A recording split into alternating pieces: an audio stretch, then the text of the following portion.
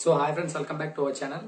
So ఈ వీడియోలో నేను క్లియర్గా చెప్తాను. సో వీడియో డ్యూరేషన్ కూడా చాలా తక్కువ సేపట్లోనే క్లియర్గా చెప్తాను. అసలు కాన్సెప్ట్ ఏంటంటే విషయం చాలా మందికి తెలుసు. 2022 నుంచి చాలా పెండింగ్ బ్యాలెన్స్ అయితే ఉంది ఫీ రియంబర్స్మెంట్లో ఆంధ్రప్రదేశ్లో. సో అయితే ఇప్పుడు ఒక అఫీషియల్ అప్డేట్ అయితే వచ్చింది.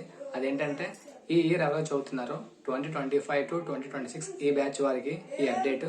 సో ఫీజు అయితే పడుతున్నాయి, త్వరలో పడతాయి. ఎప్పుడు పడతాయి అనేది క్లియర్గా చెప్తాను. ఎంత పడతాయి అనేది గవర్నమెంట్ ఎంత శాంక్షన్ చేసింది అనేది కూడా క్లియర్గా చెప్తాను. సో వీడియోని ఫుల్గా చూడండి. Once again welcome back to తెలుసుకుందాం.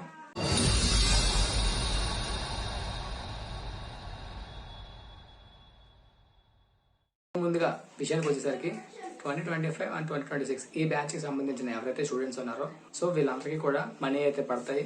సో ఎప్పుడు పడతాయి అంటే ఇంకొక వారం రోజుల్లో అయితే మనీ అయితే పడతాయి. గవర్నమెంట్ శాంక్షన్ చేసింది మొత్తం 420 కోట్ల రూపాయలు.